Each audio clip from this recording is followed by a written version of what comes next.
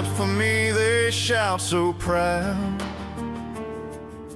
Limos rolling through the crowd so loud. Pocket stuffers in their tailored suits, while the hungry wear broken boots. Can you hear it? The hollow laugh. The rich ride high, the rest take the shaft. Double standards, double pain. Promises fall like acid rain. They build their walls, we build the fight. Truth in the dark burns so bright.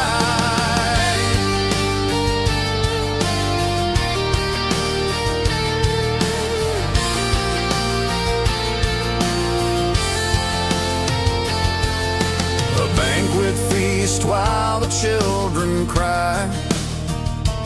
Golden plates for the well-connected lie. A nation sold for a paper stack. We take one step forward, they pull us back. How do we rise? How do we break? When every move feels like a mistake. Double standards, double pain. Promises fall like acid rain. They build their walls, we build the fight. Truth in the dark burns so bright.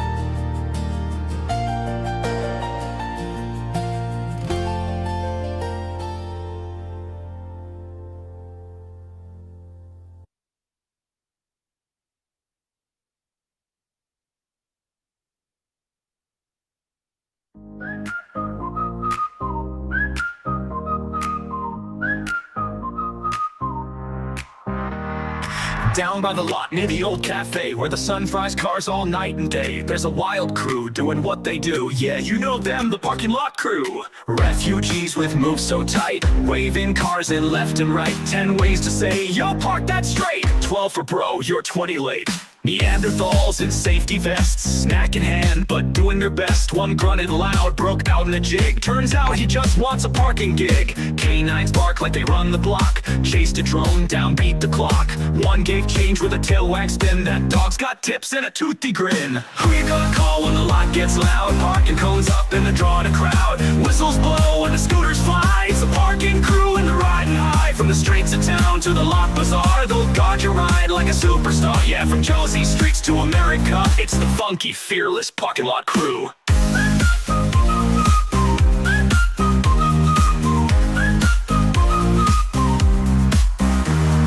Car guard shout near the garbage bin. Who parks skill? You let them in. They blow their whistles in perfect time, like a backup band with a traffic sign. Then here comes Wyatt, the colonel boss. Duct tape boots and a look that's sauce. Rides a scooter with flashing beams, salutes pigeons, yells at ice cream. Men, dogs, apes from a line, no doubt. dents, no scrapes, no overtime. If they park like chaos, made a plan. Fight them twice and be the man. Who's got the beat in a vested hat? Parking legends funky like that. Guard your eye with soul and flair, and a hi-fi breeze in the summer air. From this line here to America, it's the wild, proud parking lot crew.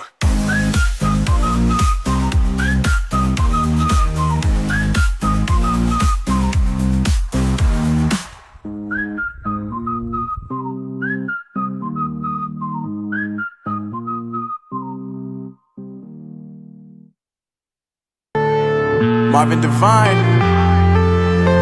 I'm saying bye to all the lies and all the times you cried, saying that I wasn't right, yet I was right by your side. You manipulator, playing games, your friends commentators, and I don't know what you say about our private conversations, but it's got them hating. Thanks to all the rumors you be claiming. It's cool, I'm done with you, so they can throw you a celebration. You gon' hate it when you see me with somebody living better. I'm trying to tell you that me just doing me gon' have you jealous. Welcome back to the program, folks. It is Thursday, August 14th, 2025. It's Chris live in central Pennsylvania for your daily dose, your daily injection, your counter-narcotic against fake news, hyperbole, bigotry, racism, and utter nonsense that you find on social media, in the media, and around the world. Let's talk about the news today. And welcome everybody who's joined the program today. To all the Neanderthals to my left, the canines in the center, the right-wing podcasters, of course, over on the right-wing side of the auditorium, and all of the car guards, aspiring car guards sitting throughout, the hate wankers, trolls, leftist scumbags, black supremacists, white supremacists, all you clowns, really should just leave the hall. You're not welcome here. To the media who are watching this broadcast to report on what I have to say, welcome. You feel free to contact me. I cooperate with the media. I've cooperated with Reuters, Daily Maverick, many other organizations. Yes, when I can. I have a few things to read to you. This is from the Department of International Relations and Cooperation, and I'm just going to read you a few comments from this. This is their response, and I will be making a video if I just have the time, because their initial response was comical to say the least. South Africa rejects inaccurate and deeply flawed account of human rights practices. Now, that sentence is taken verbatim and used by Rebecca Davis, almost every word, calling a deeply flawed account. Well, it's not deeply flawed. That's an allegation or a claim by the South African Foreign Ministry. And of course, they're going to say that. What else would they say? The Ministry of International Relations and Cooperation. This is the statement issued by DIRCO. Registers its profound disappointment with the recent report on human rights in South Africa published by the U.S. State Department. We find the report to be an inaccurate and deeply flawed account that fails to reflect the reality of our constitutional democracy. I agree, it is deeply flawed. It is far too kind and generous and too politically correct. It is skirted around the true issues without stating the facts and the horrors that are actually going on in South Africa. No mention of 145 race-based laws, no mention of the Basic Educational Laws Amendment Act, which steals control of schools from local authorities. No mention of the expropriation without compensation, immoral, unjust, illegitimate, and stupid law. No mention of the black tax, taking 3% corporate profits from corporations to give to black South Africans to impoverish other racial minorities. There is no mention of any of the horrors taking place in South Africa, just a kind little mention. So the fact that they're losing their mind over this is comical, and the response is even more funny. The report's reliance on acontextual information and discredited accounts is highly concerning. Which discredited accounts? There's not one single thing in here is discredited. Are you telling me, South African government, that the South African Human Rights Commission is a discredited source? Are you telling me that Agence France Presse is a discredited source? Are you telling me that Amnesty International is a discredited source? I'm sorry, but most people seem to think those three sources are reliable. I don't think the South African Human Rights Commission is reliable, but most South Africans believe they are. So what discredit sources? Cites an incident involving the deaths of farm workers, and despite the matter being actively adjudicated by our independent judiciary, misleading presents it as an extrajudicial killing. It was. People were murdered, and they reported the case. And you're quibbling about it. And this is black South Africans being murdered. This is not only premature, but a fundamental distortion of the facts, as the individuals are formally arraigned before a court of law. Yeah, no, they never claimed they weren't. They just reported that things are so bad that black women were murdered on a farm and fed to pigs. That's what they reported. Why are you disputing that? Similarly, instances of police using force are mentioned without acknowledging the robust process in place where institutions designed to protect democracy are actively investigating whether due process was followed and if such force was warranted. Really? 15,000 complaints of unjust incarceration, 15,000 complaints of police abuse. You're investigating all 15,000 of those? Really? South Africa operates a transparent system where information is freely available from a law enforcement agency, chapter, and institution. That's an absolute lie. It's an absolute lie. For 3 years in the teen years of this past decade, you hid crime statistics and didn't report them. Don't lie to the people. You hid the statistics because they were so atrocious, which are constitutionally mandated to protect and advance human rights. It's ironic that a report from a nation that has exited the Human Rights Council and therefore no longer sees itself as accountable in multilateral peer review system would seek to produce one-side, fact-free reports without any due process or engagement. Well, you're not entitled to due process engagement because this is not going to be a report that's tainted by your corrupt officials. This is a report from the outside. And the United States is welcome to write reports on anybody they want, just like I can write any book that I want about anybody. That's just it. And it's ironic the U.S. has exited. Well, it's ironic that you leave the context out. You talk about acontextual, the Department of International Relations Cooperation, and you give acontextual statements. The United States has exited the Human Rights Council because transgressors like Myanmar, who commits genocide against the Rohingya and murders its civilians with bombing campaigns, and Tehran that executes homosexuals and that impoverishes and oppresses women and kills people without due process and imprisons without due process. These are major human rights transgressors. They were invited onto the council. Therefore, it has zero legitimacy. And your statement has zero legitimacy because you whine about acontextual context and then you provide acontextual context. This is particularly striking given the significant documented concerns about human rights within the United States, including the treatment of refugees and breaches in due process by its own agencies. What breaches in due process? They offer none. They offer no breaches of due process. Offer treatment of refugees? Are you serious?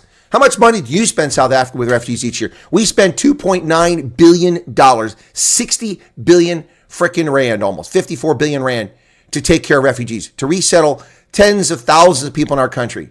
Do you do that? Do you do that? What treatment of refugees? Find me a refugee in America that's been ill-treated. You're lying sacks of horse manure. This is not this is bullshit. Total bullshit. This is not a real statement. This is garbage. But coming from, Ronnie Lamola, what would you expect? In stark contrast to U.S. report, we note the recent assessment of the United Nations Human Rights Office in Geneva. The UN has described South Africa's Land Expropriation Act, signed into law by President Ramaphosa, as a critical step in addressing the country's racially imbalanced land ownership. No, it's not. And I don't care if the UN in Geneva gave you that. That's nonsense. Any objective person will see that expropriation without compensation is unjust and immoral, regardless of the good intent behind it. This recognition from the UN's primary human rights body underscores the integrity of our legislative process aimed at rectifying historical injustice and constitutional human rights. So you scumbags think it's perfectly acceptable for a South African born in 1995 to go buy farmland and then have it stolen from them because they're white without compensation. That's just. Well, you're dipshit morons if you believe that. Anybody that believes that is a moron. You think that that's just. What historical disadvantages did somebody born in 1995 have to do with what happened in 1946, you morons? To provide a complete and accurate picture, we are compiling a set of documents which will release for public perusal during the course of the week. A cursory reading reports from the South African Human Rights Commission and the UN Human Rights Council, as well as articles from reputable news agencies like AFP, serve to correct the distortions. Isn't that funny? Credible organizations, who's cited in here? The South African Human Rights Commission, AFP, and Amnesty International. They actually have the cheek to write that the U.S. used unreliable sources, but the sources the U.S. used are the ones that they're going to cite as reliable. Can you believe this bullshit? It's unbelievable. According to data compiled by Agence France Presse, there were 447 farm murders. They say the U.S. sources are acontextual and are not accurate. Then they say here in their statement that they're going to give you documents from reliable sources, including the French press agency. Can you believe this? AFP, right there. How stupid do they think people are? How stupid do they think people are? Unbelievable. Unbelievable. In January, the South African Human Rights Commission released a report. Reputable sources, the South African Human Rights Commission. Excuse me? Excuse me? You seriously want us to believe this? Unbelievable. Here are the information which is distorted by the U.S. report. False data report, complex picture South Africa, fact check, AFP. I've looked at that fact check. It doesn't even talk about this. It claims that Trump was talking about a white genocide. When in fact, once again, for the 1,000th time, Trump was asked this question specifically in the Oval Office during the meeting with Ramaphosa and his team of jackals. The question asked of Trump was, President Trump, do you still believe there's a white genocide in South Africa? To which Trump said, I'm not convinced of that. That should be the end of conversation. Trump is not pushing a white genocide narrative. The media are. And here, the foreign ministry is. Trump didn't claim white genocide. You did. Tears and outrage in South Africa as accused in pig farm murder walks free. They published a BBC report that was published, offered as evidence to refute the report, a report that was published after the South African Human Rights Commission report, or South African Human Rights report, was compiled. The report was compiled. They were back in the States. Then the BBC runs an article about the pig farm murders, and they're going to say, well, they got it wrong because they didn't listen to the story. The story was published after the report was compiled. What kind of stupid people are we dealing with here? Durko, are you the 30% or less crowd? Presidential response to July unrest. Then they published Cyril Ramaphosa's self-serving BS statement that came weeks, months after his internal ANC insurrection, which nearly destroyed and tore the country apart in July of 2020. Something was eminently predictable. On June 29th of 2021, I predicted almost exactly what was going to happen. Sitting here in Pennsylvania, no human sources on the ground, no police crime intelligence, no national intelligence, no imagery, no signals intercept, and I predicted what was going to happen. How the hell did South Africa's intelligence services, how did their executive branch, how did their police, their military, how did they miss that? They did so intentionally. They did so intentionally. And to see them list Ramaphosa's self-serving statement after he allowed the country to be torn apart and billions of dollars of damage and hundreds of lives lost, infrastructure destroyed, after that happened in a clearly orchestrated attack that spun out of control, they're offering that as evidence? Spare me. Spare me. Do you know what I have to say, ladies and gentlemen, about Durko's statement on the Human Rights Report? Garbage, propaganda, fake news. All right, now that I'm calm.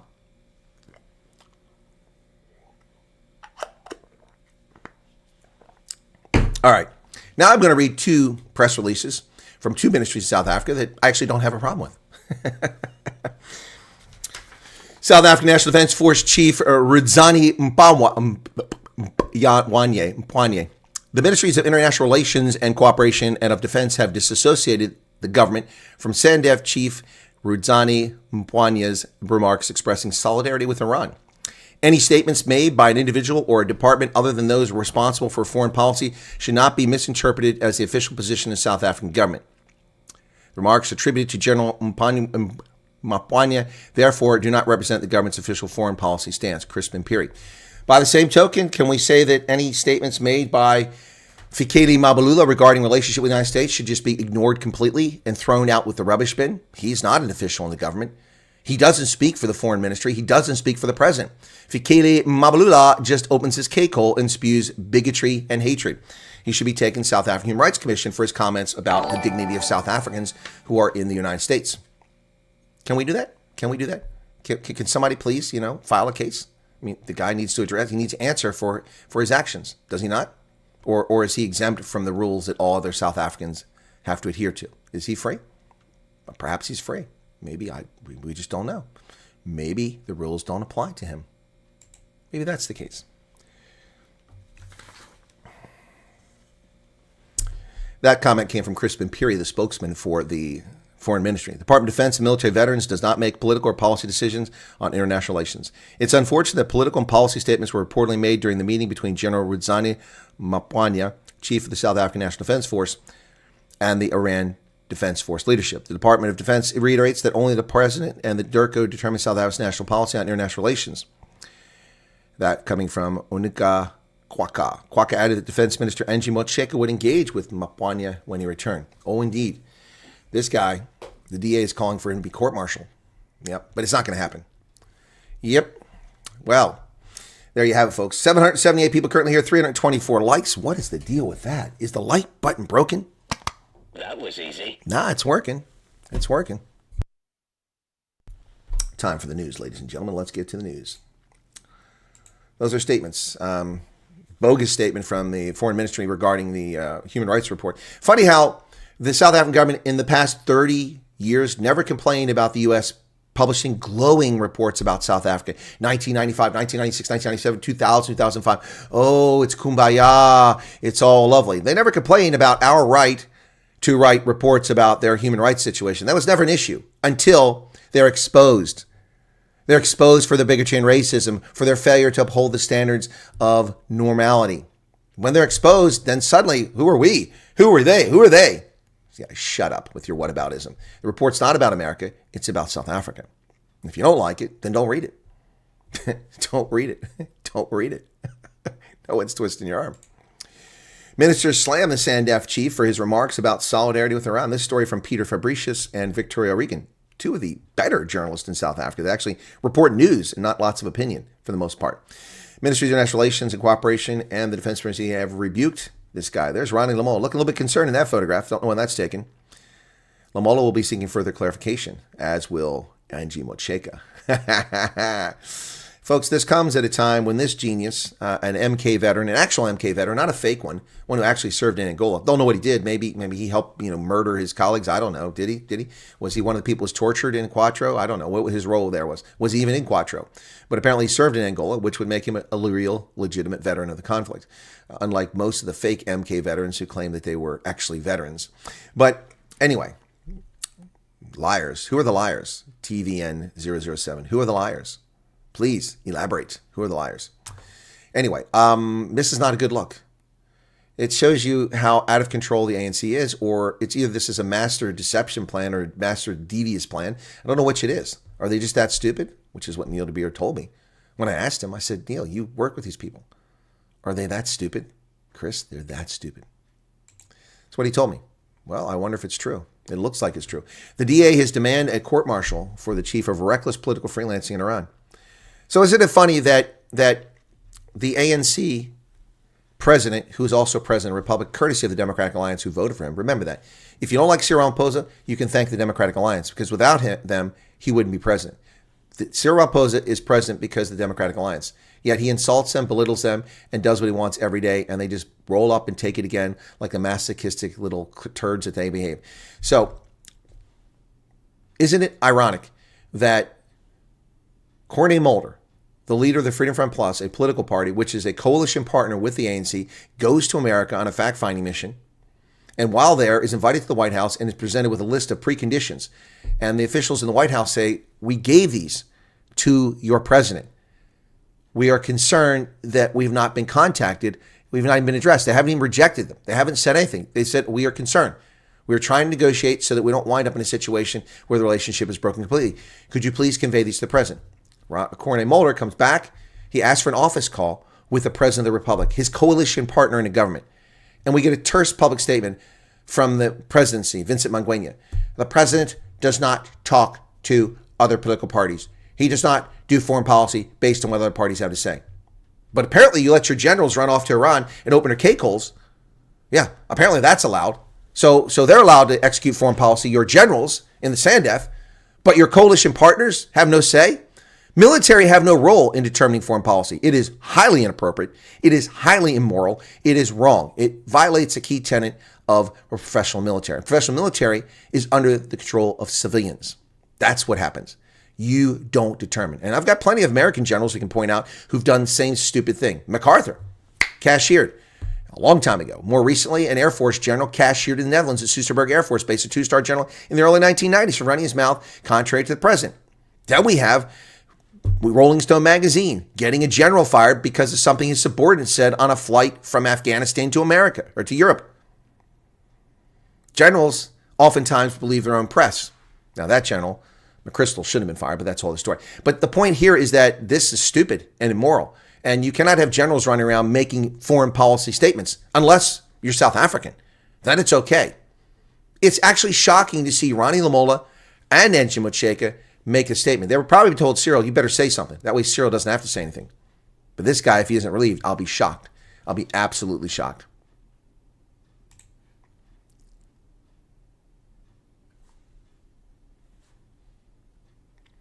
The DA is demanding South African National Defense Force Chief General Mpwanya be court-martialed for utterances made during his visit to Iran. It's reported that he went beyond his constitutional professional mandates when he pledged common goals with that country. Indeed, he did. This guy's a fool to himself. He's a fool to himself. Democratic Alliance MP Chris Hattingeh, the party spokesman on defense and military veterans, is calling for the immediate court-martial for gross misconduct and flagrant breach of SANDF Code of Conduct. This reckless political freelancing by the chief of the SANDF is not an isolated incident. It forms part of a wider pattern of foreign policy venturism that is economically destructive, diplomatically reckless, and dangerously misaligned with South Africa's national interest. That is probably one of the smartest statements I've heard in a long time. One of the smartest statements I've seen in a long time. So here's more fake news by Cockprot24. Well, let me clarify this. If you read this Cockprot24 story, let me clarify it for you.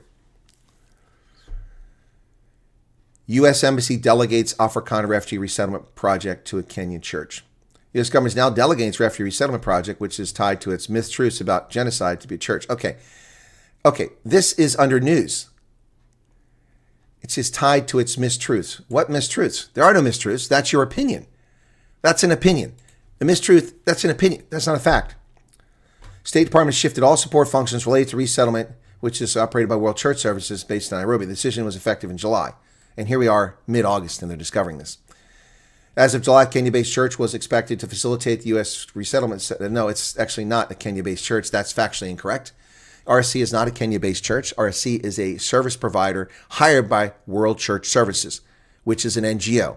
The name is World Church Services. It's not a church. It's not a church. It's not a church. And it's not lies about South Africa. They mentioned genocide. South Americans didn't mention genocide. Genocide's not mentioned in the executive order, which offers refugee status to South Africans. Never mentioned once. Never mentioned once. Never mentioned once. Do you hear me? I know you're listening, Cockprot24. Never mentioned once. Just propaganda. Wow.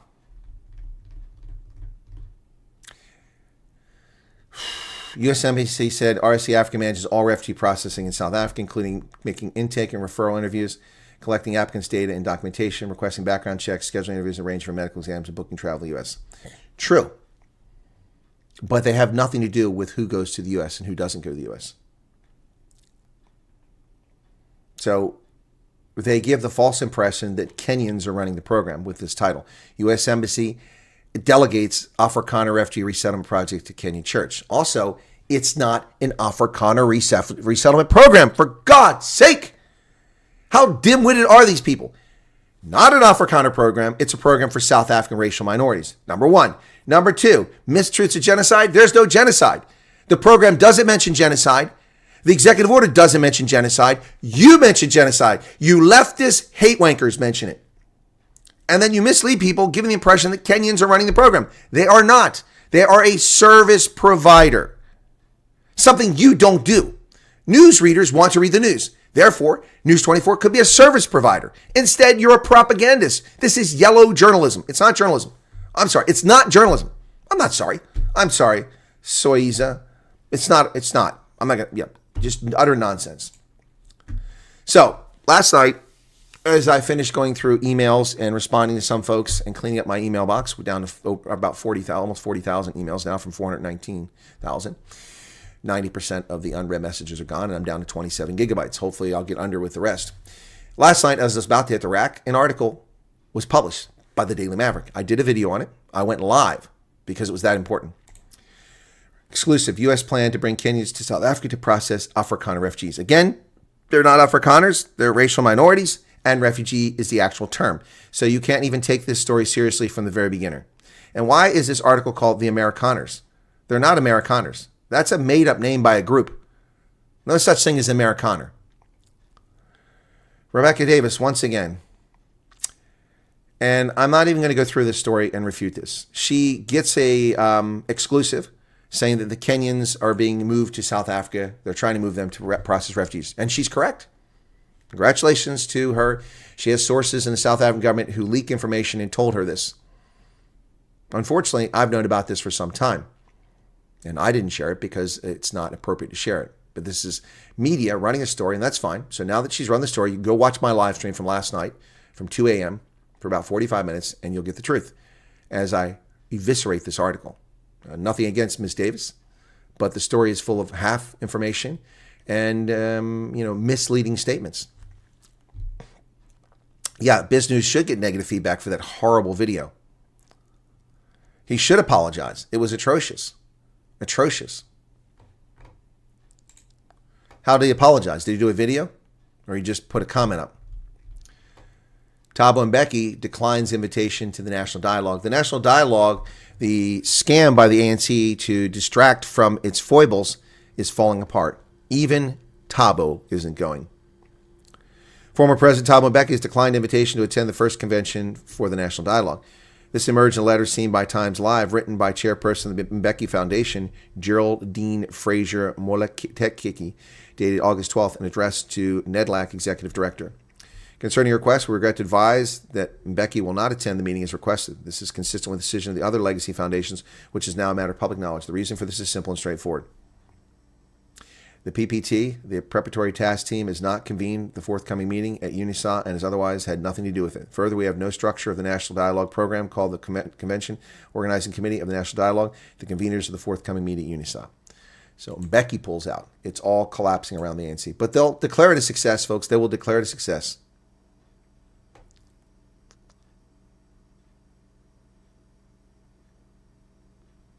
As far as I know, it was given him for being an honorary commander, and now he thinks, oh, okay. The court has halted an authorized exploration effort. Court halts Total Energy's offshore drilling amid South Africa gas crisis. Department's authorization found unlawful as process had not met environmental assessment and public participation requirements. Western Cape High Court has overturned the government's approval of an environmental authorization granted to Total Energies for offshore oil and gas exploration. So let me ask you this question, Western Cape High Court. Why can't you overturn the Bella Bill, which is unconstitutional? Why can't you overturn expropriation without compensation, which violates the Constitution? Why don't you put some energy into that? Why don't you overturn the unlawful and unconstitutional PI Act instead of focusing on keeping South Africans in the dark and freezing? Just saying. Just saying. Sadly, a light aircraft in an air show in Durban crashed into the ocean. Apparently the pilot survived. I don't know how. It was horrible. Light aircraft crashes in ocean off Durban's Suncoast Beach during an air show. Light aircraft crashed in the ocean off Suncoast Beach near central Durban this afternoon. The aerobatic aircraft was part of an air show at North Beach and was performing its final display when it crashed at 1:45, according to South African Civil Aviation Authority. Horrific stuff, folks. Paramedics, Metro Police, and National Sea Rescue were active at the scene. Video footage circulated on social media. Smoke is seen coming from the aircraft as it visibly loses power and spirals downward before plunging into the water. The air show, which had drawn large crowds to the beachfront, was brought to a halt following the incident.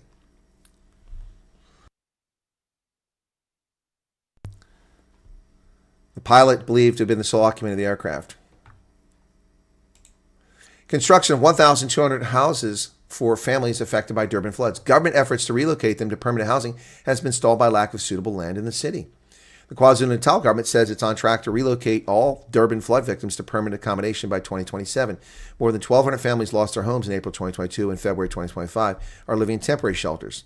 Residents have highlighted issues of sharing space with people of different beliefs, making it challenging to observe their daily practices and disruptions caused by late-night disturbances. Could somebody build me a free house? Oh, I'm sorry. I have to go illegally squat on unsuitable land in a floodplain, stealing land, building my shack, and then when it gets washed away, I get a free house? Where do I sign up? I have a pen. Can I sign up for a free house? It's not the role of government to build homes for people. You communist, you socialist. It's not the role of government to build homes. You should make a free market economy that creates jobs so those people can fend for themselves. Duduzile Zuma, 4 years later, will finally face the music, except nothing will come of this. Nothing will come of this. For her role in inciting insurrection. Duduzile Zuma Sambudla's July 2021 unrest trial set for November. Over 4 years after, 4.5 years after she incited insurrection. Former President Jacob Zuma's daughter, Duduzile Zuma Sambudla, will be tried in November for alleged role in fomenting the unrest in parts of the country. This was revealed when MK Party appeared before the KZN High Court today for pretrial hearing. Wearing a t-shirt sporting the words "modern day terrorist," she appeared to be in jubilant mood as she laughed and shook hands with MK leaders. Modern day terrorist. There you go. This woman incited an insurrection and she laughs about it.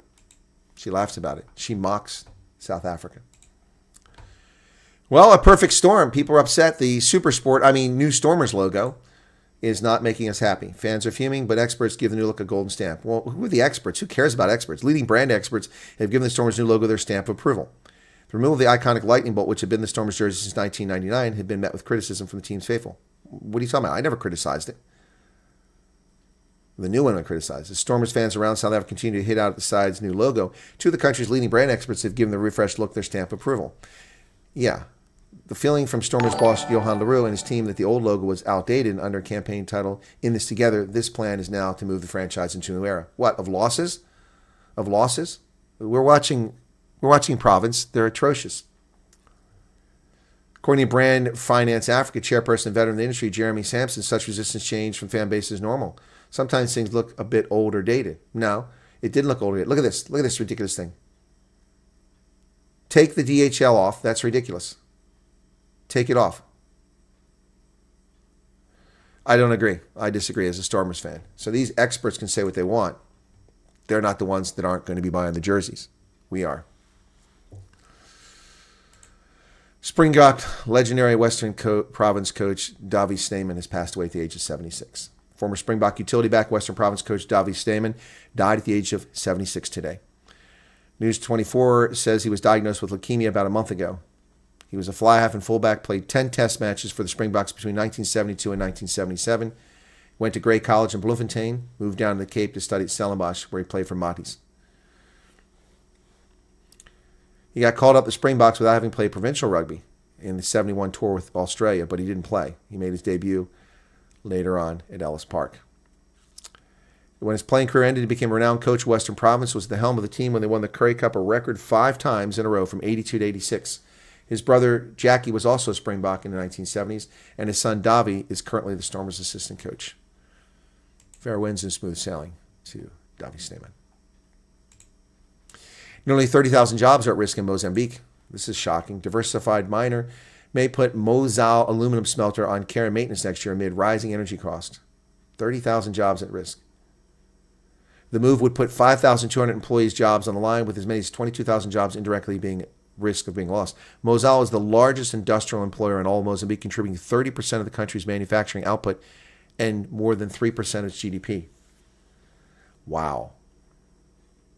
To be clear, it's going in maintenance. This is not a negotiation tactic. This is what we're planning for South 32 plant. The group announced it would take a $372 million impairment to put the thing into maintenance. Wow. That's devastating news for Mozambique. Congolese mining company is not happy with its designation and sanctions by the U.S. The Congolese mining company sanctioned by the U.S. this week said it is categorically rejecting allegations linking it to arms groups of mineral smuggling. U.S. Treasury Department Tuesday announced sanctions against Coopérative des Artisanaux Minéraux du Congo over what it called the illicit sale of critical minerals smuggled from the mineral-rich region of Rubaya. The U.S. also sanctioned others. Yet we are not the perpetrators, but the primary victims of the armed conflict and pillage that have destabilized this region, they claimed. They told Reuters. Well, you're sanctioned. The African Union urges the world to adopt a different map, saying the Mercator projection distorts Africa's size. Well, it does. The AU has backed a campaign to end the use by governments and international organizations of the 16th century Mercator map of the world in favor of one of the more accurately displays Africa's size. Created by cartographer Gerardus Mercator for navigation, the projection distorts continent sizes, enlarging areas of the poles, near the poles, such as North America and Greenland, while shrinking Africa and South America.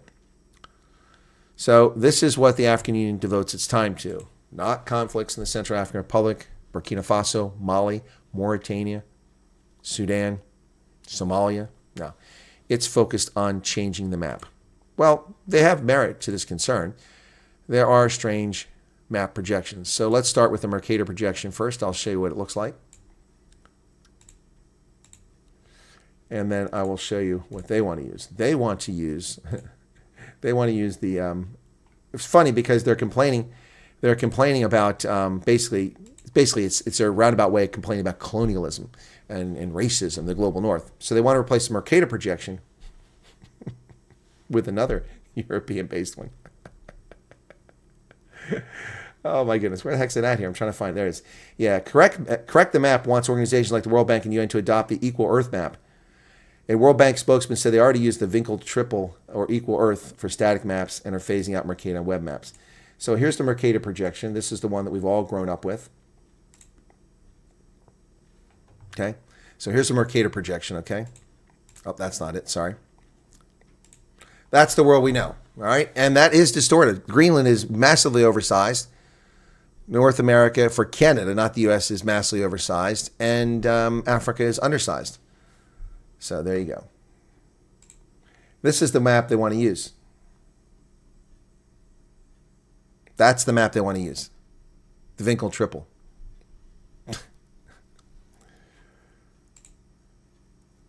And there's the Peters projection. That's a far more accurate map, with Africa being much larger, Europe being much smaller, and Greenland being much smaller.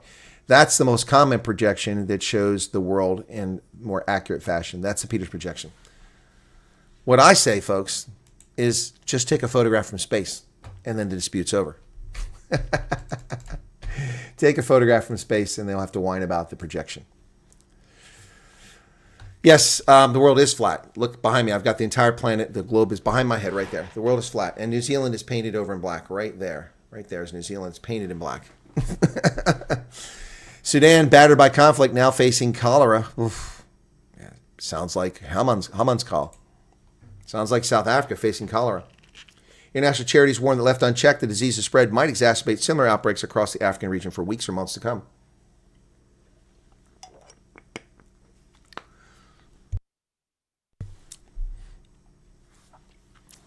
Cholera ward in Twyla, Sudan was overflowing for the first week of August. A grim sign of what the medical charity Médecins Sans Frontières said in a release on Thursday was the worst cholera outbreak the country has seen in years.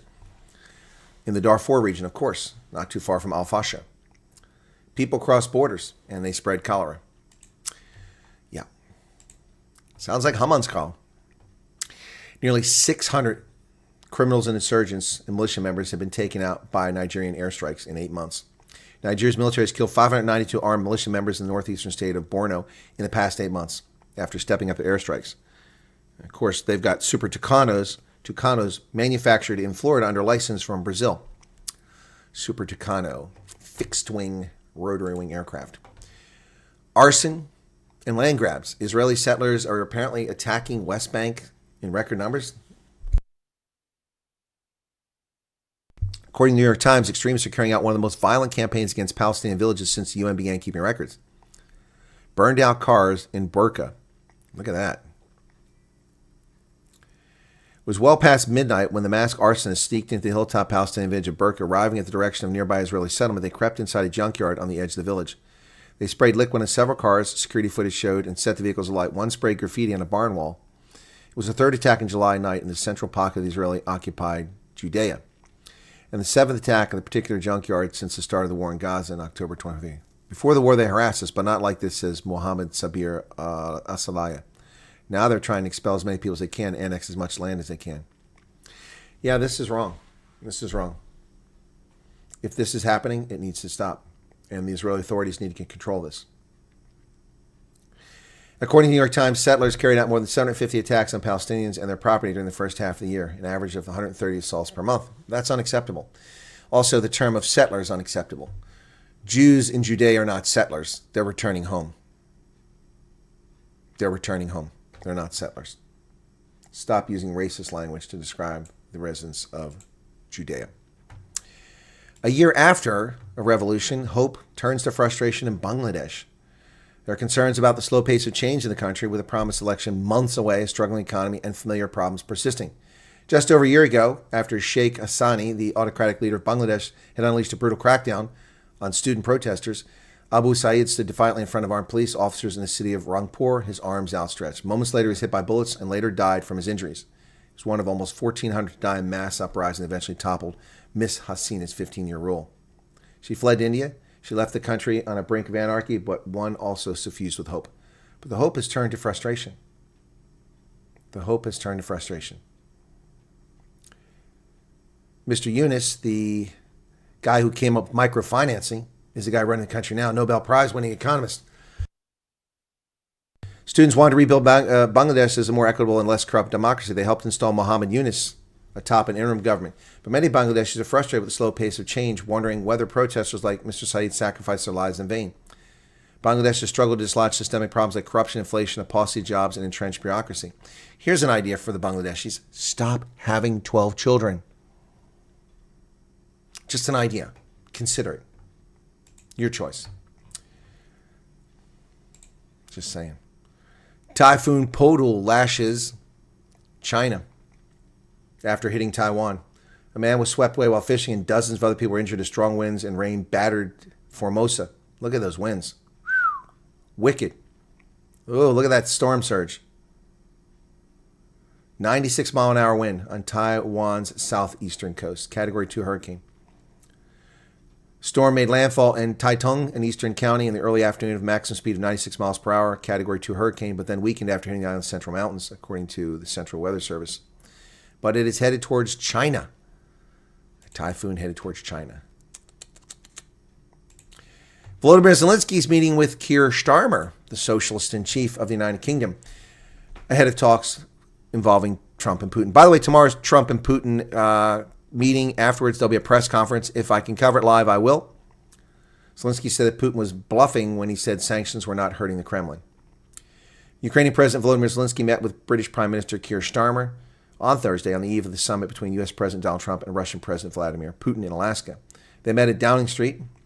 Zelensky said it was a productive meeting. He published on Twitter. We also discussed the considerable detail of the security guarantees that can make peace truly durable if the United States succeeds in pressing Russia to stop the killings and engage in genuine substantive diplomacy. Except that that's the last thing that Zelensky needs or wants. Peace will mean the end of his regime. They'll have to have elections and he'll lose and he'll be tossed down his ear. And then war crimes trials will probably be introduced against him by the opposition. They don't want that. Trump and Putin are meeting in in Alaska, former Russian possession, Alaska. How much territory does Russia control in Ukraine? Well, about 20% of the territory, and you can see it there on that map. That's currently within control. And they don't want to give it back. They don't want to give it back. After 3.5 years of conflict, the inept, useless Russian forces have only captured that much territory. In 3.5 months, the Nazis marched almost all the way to Moscow.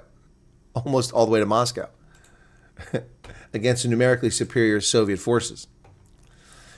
Putin and Trump, well, they're meeting.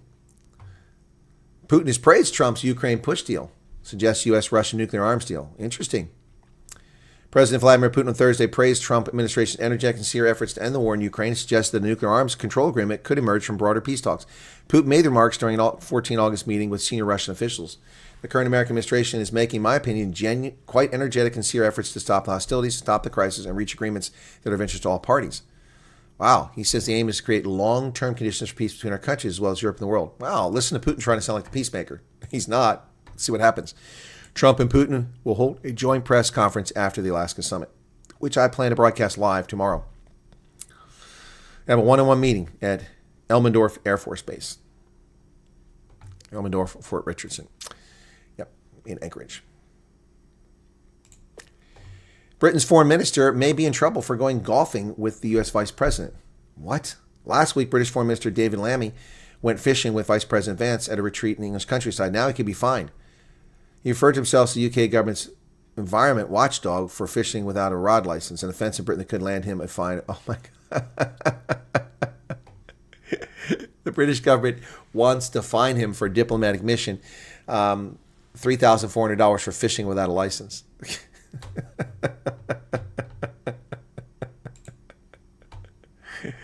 Meanwhile, it's not just South Africa who came out on the short end of the human rights reports. The United Kingdom also came out poorly.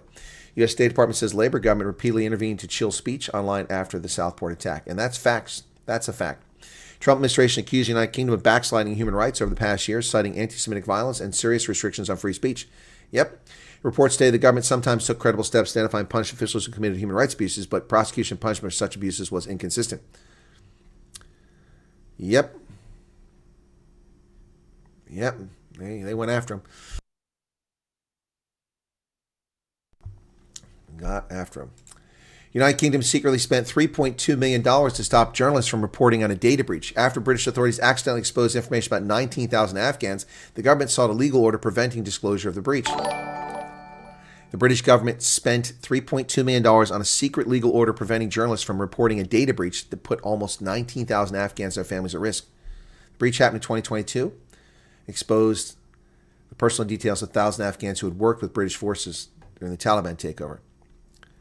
And they spent $3.2 million trying to cover it up. Actually, I don't have a problem with them spending that money. They put those people's lives at risk. People should be paying a penalty for that. Trump wants to take back D.C., but according to the Washington Post, the federal government already controls much of it. The president's allies have berated local officials, yet the federal government has often made it harder for those officials to manage the capital. Here's a map of land that is owned by the federal government in the District of Columbia.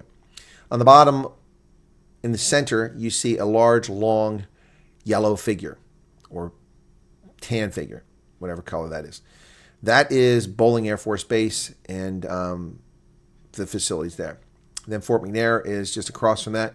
Then national parks. That's what is controlled by the federal government.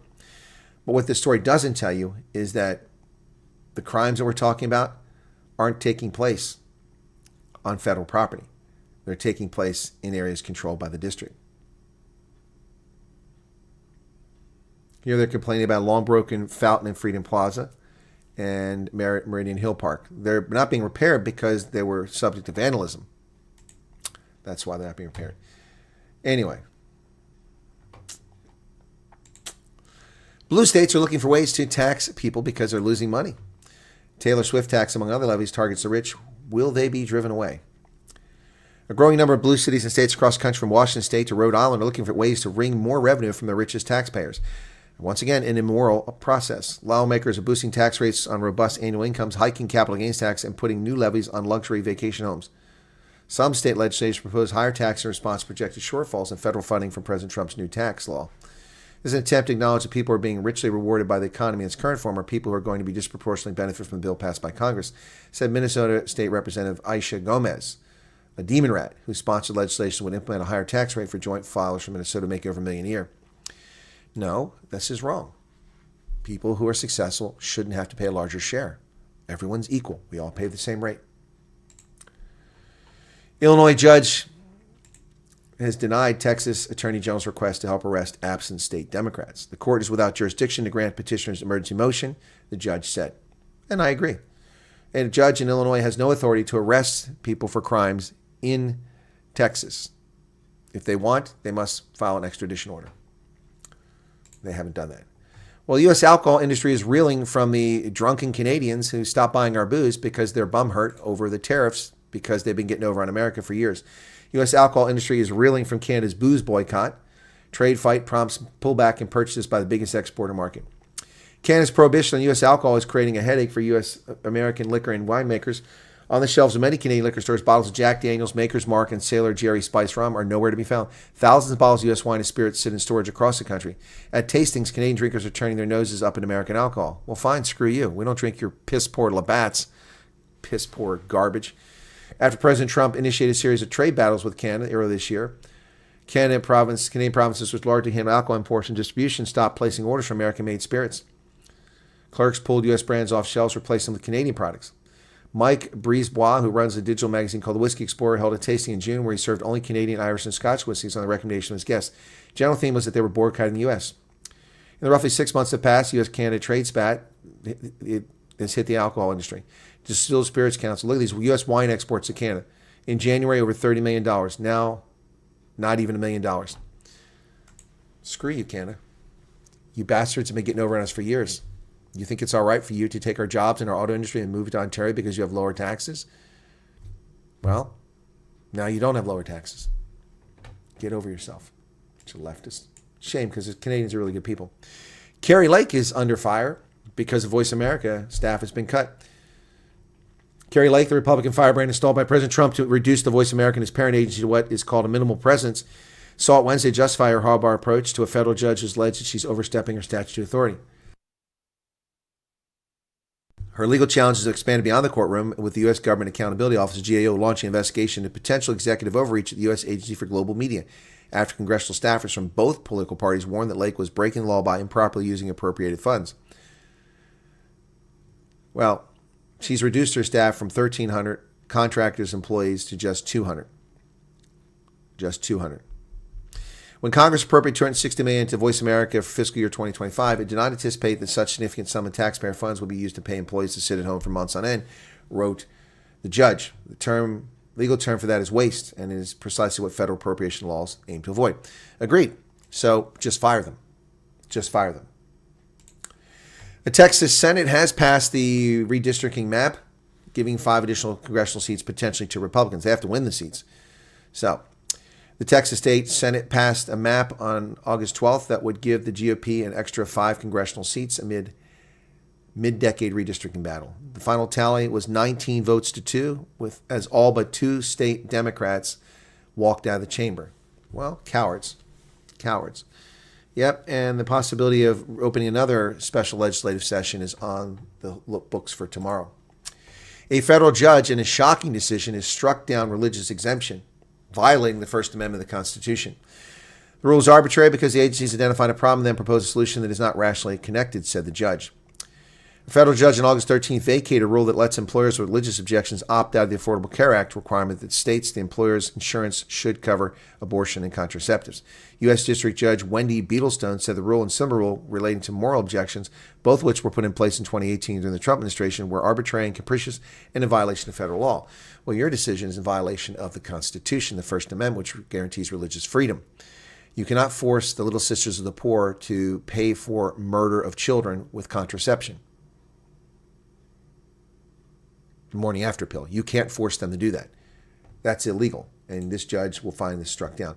Well, ladies and gentlemen, Lifestyles Rich and Famous. I went to find a new residence, a retirement vacation location for Cyril Ramaphosa or Paul Mashatile. Both of them have these massive executive, lovely ranches and lovely places where they stuff money in the couch and have homes that they fail to declare and aren't censored by the parliament. But, so I've looked for a lovely place and I found an estate for them in the historic Hudson Valley.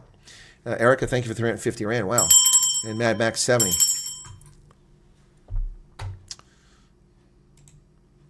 The biggest estate in historic Hudson Valley Village lists for $29.5 million. Look at that place. The 151-acre property would set a county record if it fetches close to its asking price. At roughly 151 acres, an estate asking $29.5 million is the largest ever to hit the market in the historic gated community of Tuxedo Park, New York.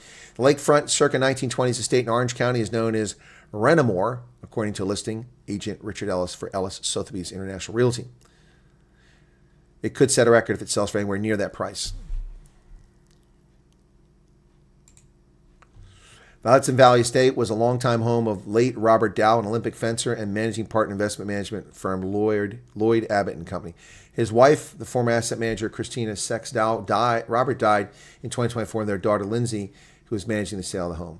Okay, she's 35. Look at this place. Intricate millwork and fireplace mantels.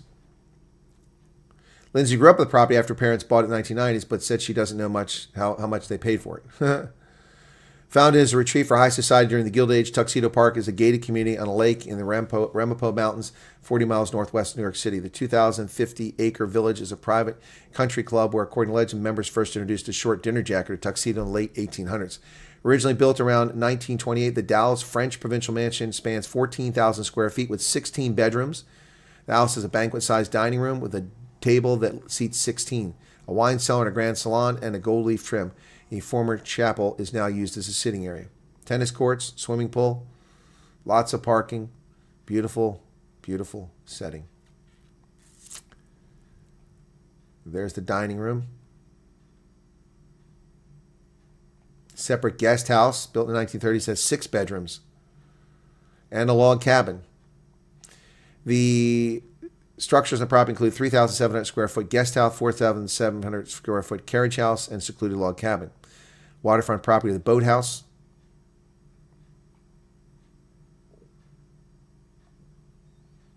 And there is the library. I like that room. Arch ceilings, beautiful.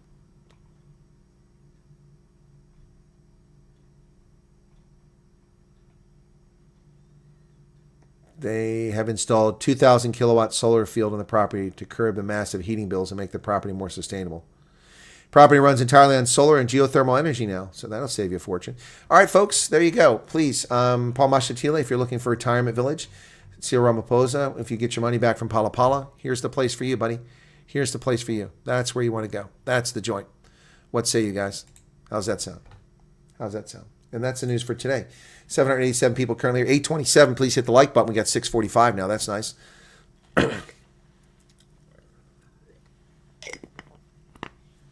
Imagine having to clean that house. Yeah, imagine having to heat that house. Won't settle for anything that doesn't have at least 10 bathrooms. Gotcha, Dirk. It only has 6. I'm sorry. Oh, my goodness. Wow, says Rolinda. Yes, exactly. If we all pool together, how many refugees can we fit in that lawn? All of you could go on that lawn. All of you could go on that lawn. That's crazy. That's absolutely crazy, man. Crazy, crazy, crazy. Do you think the delegation which Ramaphosa plans on sending to... What delegation? Your statement's not complete there, Esmara, your question. What do you think will the delegation... What delegation? Louis Boissons, thank you for the 10 memberships you've given. Appreciate that. Mad Max, Paul Marcelli announced the National Association of Automotive Allied Manufacturers showing Cabrera will send a delegation to the White House. Oh, link in the other super chat. Okay, Erica 350 rand super chat. Finland is boomed with tourism. Crazy how it's changed, but it's good. Yeah, Oslo is very nice, but very pricey. I've been there. Bitter Enders Brian. Don't smoke or consume alcohol. Don't have money to waste. I haven't had a drink in 15 years, but I know my fellow South Africans say, hey, James, you're right about that. All those car guards are going to make Leka Mampur. Leaving because the new inheritance taxes. It's crazy high. Kids will be left with almost nothing. Yep. Okay, what else we got here? No stress. Afrikaners love local liquor stores. Okay. Stephen Smith held in our hearts and prayers. It's a very long friendship. Okay, I don't know what that's about. All the great British men died in wars and adventure. Who was left? Pencil-pushing bureaucrats had kids. Now the UK is ruled by sniveling wankers. Light rain. I think you're right about that. The cream of the British and German and French societies were left on the battlefields of Ypres and Verdun.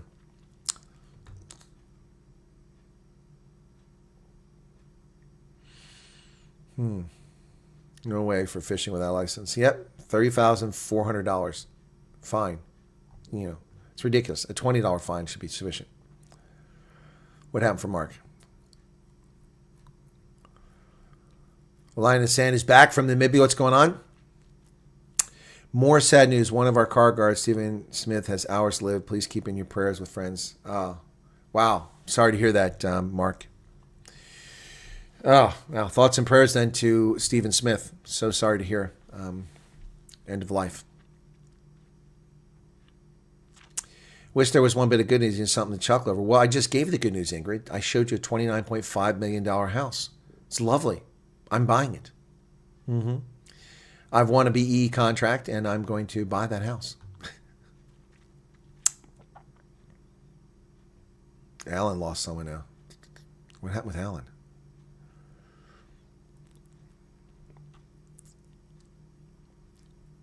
My chat won't go back that far. Hey, Ronell.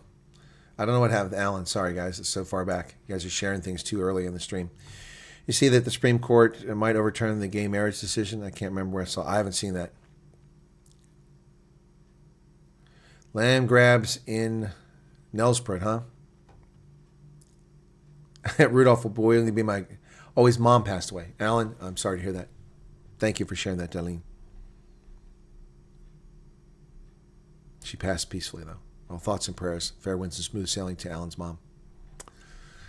New York is pricey. I bet their salary would go paying property tax. Yeah, I'm sure the property taxes are off the chart. That's why she's selling it. She can't afford to pay the property taxes. It'll take several Burmese maids to keep that place clean. Yep. Anyway, so, wow, we dropped. Just to stop with the news. 689 likes. Thank you all for the super chat. Let me get to the super chats because there's a link here that he's talking about which doesn't show up. I'm going to have to see if I can find it this way. Let me come over here. Super chats. Let's see if it'll show it to me. All right, so 14. Okay, Mad Max, there it is. Okay. Let's see if that works. It did work. Deputy President Mashatile, and now, okay, here we go.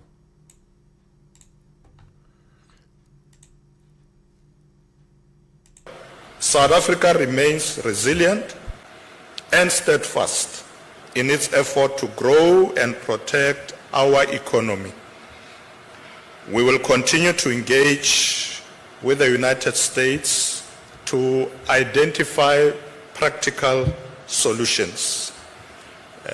The President will be sending once again a delegation to the White House to engage with the U.S. administration on this matter.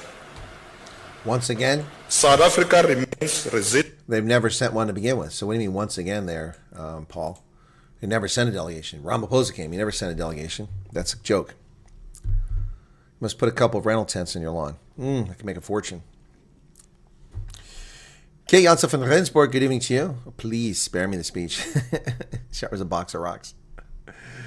Gates can't even find the first gear in Mushatil yet. While 30 years late to protect your economy, could have built it up to a powerhouse. Yeah, South Africa should be a global powerhouse. They should actually matter on the world stage. They should. You should find ShopRite, Pick and Pay, Checkers located in every country in sub-Saharan Africa. You should find South African mining concerns owning Ashanti Anglo-American, not the other way around.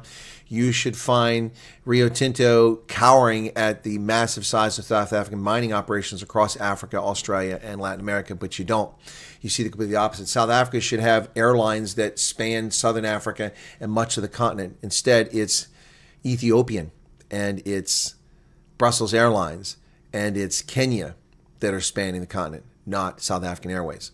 Now, they have squandered 30 years because they're busy stuffing their bellies and buying big cars, BMWs, Mercedes, luxury mansions, impoverishing black South Africans while lying about South Africa and blaming white South Africans for the failures of the ANC government.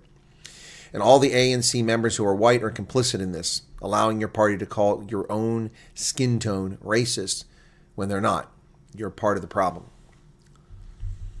Will the delegation include golfers? No, it will include cricket players. The intent this time is to introduce President Trump to the sport of cricket. All I heard was blah, blah, blah. Well, that's like Charlie Brown. Wah, wah, wah, wah, wah, wah, wah, wah, wah, wah, wah, wah, wah, wah, wah. Remember that? Yeah, don't bother sending a delegation here because you haven't changed the needle. You haven't moved anything. There is an interesting, and shoot, let me see. Someone sent me a link. I was going to make a video on this. I haven't done it yet because it's just been so busy. I made it short earlier. So many things going on. So much to cover. So let me see if I still have that. Yeah, here it is. ANC is playing a dangerous game. Oh, stop it. Yes, I'm a human. I'm a human. Yes, I am a human. Are you done verifying? Finally. South Africa is playing a dangerous game by Sean Jacobs. ANC is playing a dangerous game with the United States as the party refused to budge on key demands from Washington. Spot on. Spot on. Yep. Despite the issues not being intractable, the ANC has shown little willingness to address U.S. concerns or reduce the risk of further pressure being placed on South Africa. Yep. This looks like a good article.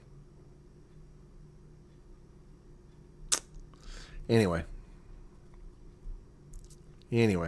So I will get around to that when I have a chance. That's who sent it to me.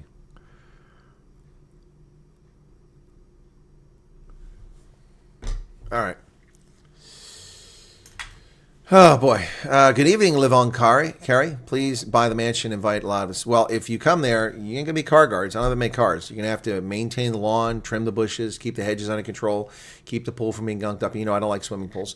Make sure my boat is serviceable. You know, anybody do manicures and pedicures?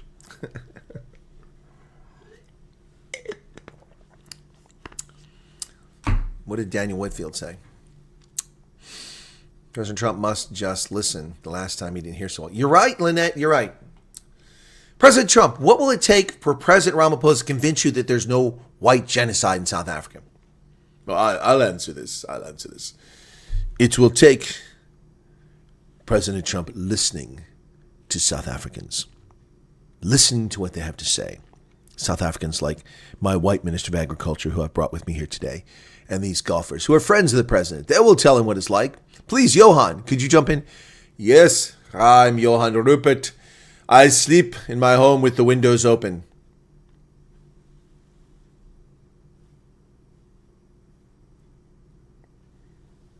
What?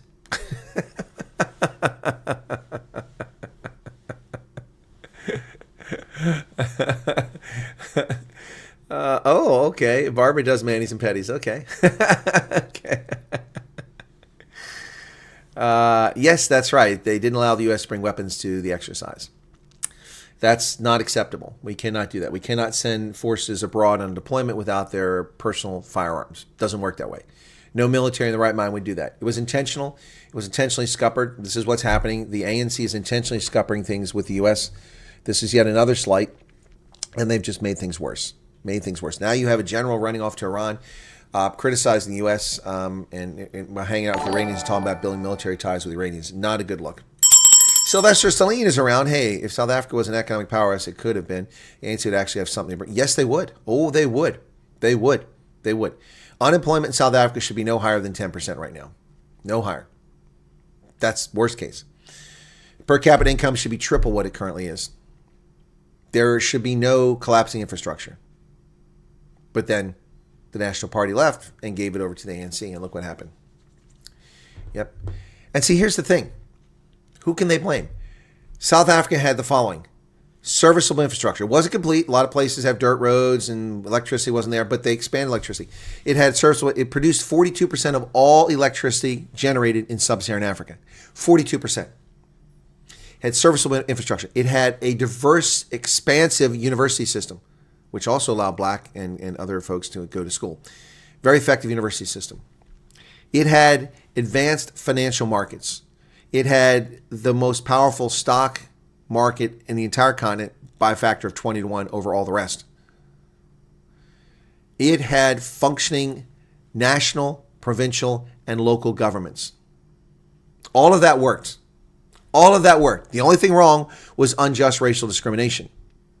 So we've gone from a functioning society, which not everybody fully participated in, with unjust racial discrimination, to a dysfunctional, broken, collapsing society with no infrastructure and unjust racial discrimination, except that the script has been flipped and now different people being unjustly racially discriminated against. South Africa has gone backwards. What happens to apply for a job and just say, can I tell them I'm applying for refugee status?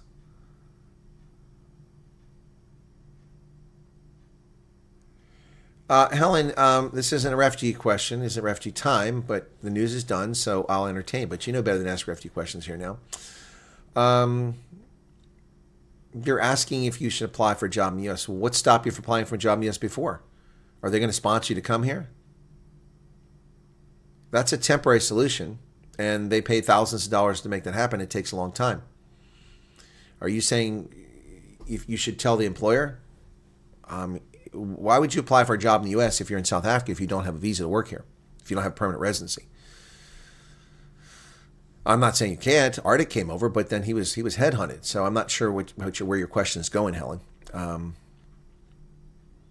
If I was in South African shoes and I wanted to get out of the country, I would apply. I would put the statement of interest in, and then I would look for jobs as well if that's what you're doing, and apply for the job. If they're going to cover it, let them cover it. But you will have to go back to South Africa when it's over. When your work permit ends, you go back. Unless they are able to extend it and you're in a critical field and you stay long enough and you can apply for permanent residency. No, it's not 9, Andres. That's not true. 9 is not the legal age. No. That's not true. Where are you getting that from? No, that's not true. Hang on. I need a browser here. I think it's 14. Or 16. 16. Legal age consent is 16. Male and female. If two minors are less than 2 years apart and both agree to sexual activity, they will not face criminal charges. So, if you have a 16-year-old who's sleeping with a 14, that's why I said 14, and it's consensual, then it's okay. Less than 2 years. But yeah, 16 is legal age consent. It's not 9. 30 years destroy one thriving economy, and this is one party built nothing but broke everything. Future's now uncertain. You're right about that, Ricky saying. You're right about that. What does it mean if UN blacklist Hamas? I don't know. The UN doesn't blacklist people. I never heard that. They can sanction. They can take action against them, but blacklist? I'm not sure. Okay, Helen says. Okay, cool. No, it's okay to ask. I don't want 80,000 people to start asking refugee questions on the news program because then people start moaning about it. They start complaining. I mean, I don't really have a problem answering refugee questions. I've answered them 300,000 times, but occasionally I get a unique one. No, it's all right. It's all right, Helen. Just that it usually opens the floodgates, and then people start complaining and people start leaving the program. So much spin and chatter around the useless national dialogue. Yeah, well, it's a distraction. And, they're trying to distract from things like the Hang on a second. I got a whole bunch of messages came in over here. What's going on? What's this? Okay, cool. What's that? Oh, okay, I took care of that already. All right, sorry. My data is bingo. I take it you're out of data, Snap. You're good and well, Charles. Okay. Do you hear about the plane crash in front of the Suncoast today? Plane crash. Yes, Helen. You've tuned in late. It was one of the news stories I covered. Yep. Lots of viewers love the news section. Indeed, they do. And please be sure to hit the like button. Now we're finally up to 743 likes. With just one like. Oh, now we have more likes than viewers because somebody left. Yeah. Okay. All right. So, never returned to South Africa. We just moved country to find work. 3 countries, says Jan. Okay. Ow. Okay. What did I miss here? 29 pounds of pork for less than $30 at market today. Oof. Okay.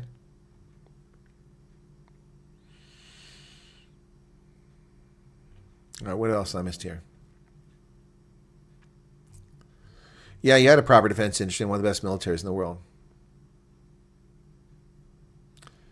All right, I think I've covered all the super chats. And there's Garrett Gillich, a white boy from Newcastle, is running the biggest gold mine in the world, Barrick Gold Mine. Okay.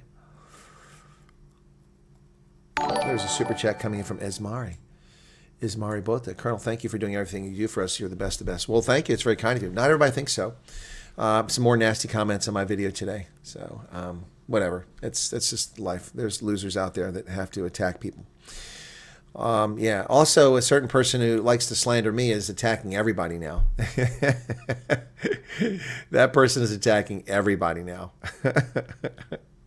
That person made a video attacking the Amerikaners. I understand from third-party sources that person's attacking Evan Galopter as well, Professor G. Yeah. Wow. Yeah. It's you got to choose your victims. You choose your targets carefully. You can't attack everybody because then nobody likes you. Yes, Rex, that's not news. We reported that for the past 3 years, how they've been burning through the diesel budget, and I just reported on it again a couple of days ago. But rest assured, Kojisenso Ramakopa says that it's okay. We're on target. We're good. We're going to make it. Of course, he said that last year and the year before, too, and they exceeded. Yes, that's correct, James. Ignore those dumbos. Yeah, Maggie, it's hard to do. That person is going nuts. Okay, Okay, I don't know who Cake Gong is, but your message is being deleted.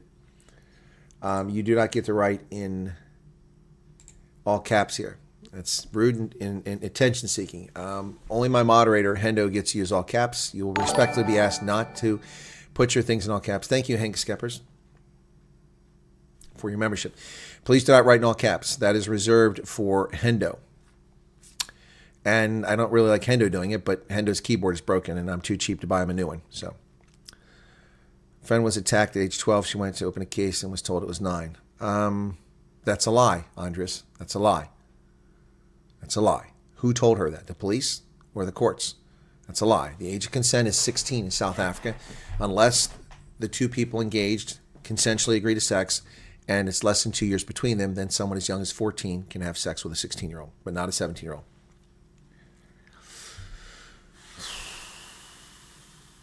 Yeah, you can't even say you're enjoying cold beer in my garden without being told to give land back. Yeah, X is very toxic.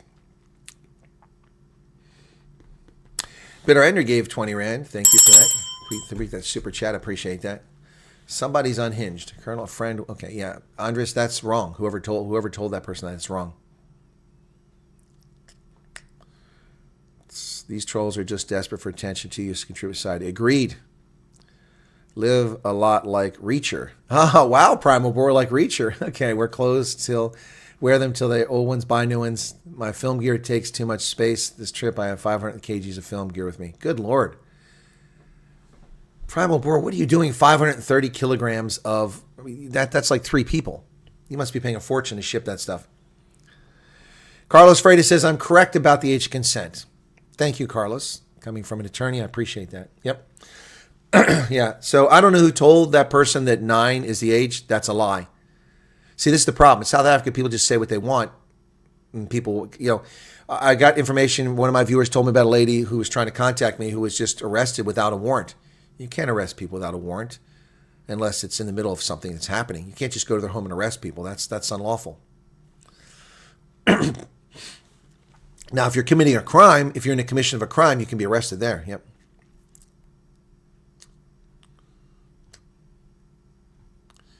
Jackson used to attack all expat groups. He lived in New York City for years. Friend of John Nugent.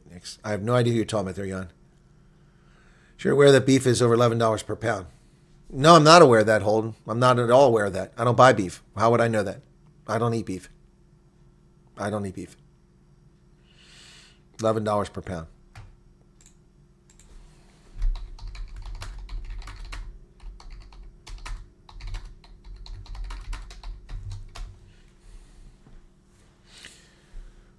I don't know where you're getting your meat from.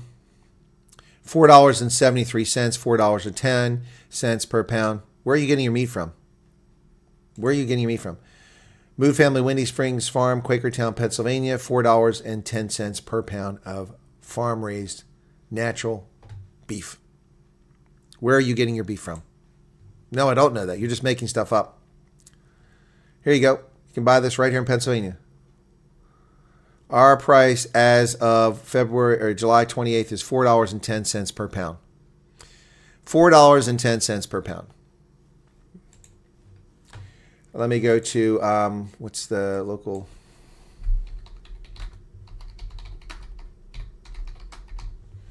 Local butchers near me within 20 miles. Okay.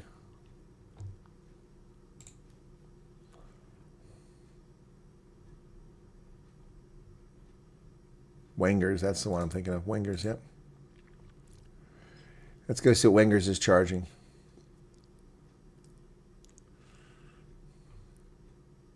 Do they have a link to this place?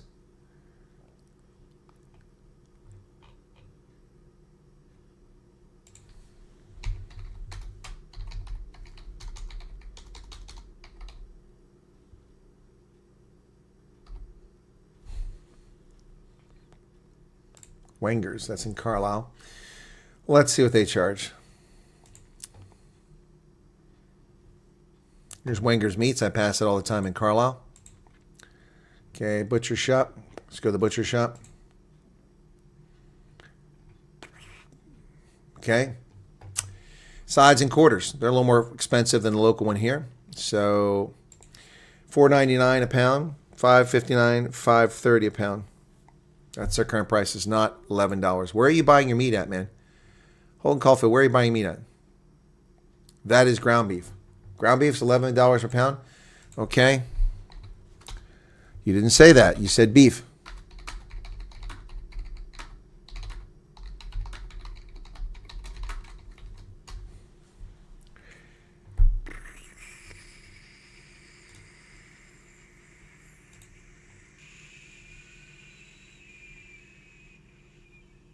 $7.50 a pound. Happy Valley Meat Company, $7.50 a pound. $5.59 a pound. That's expensive, but that's not $11 a pound. Happy Valley Meat Company, $7.50. National retail prices. Yep. So I'm not sure where you're buying your beef at. Do you live in New York City? Holden, are you living in New York City?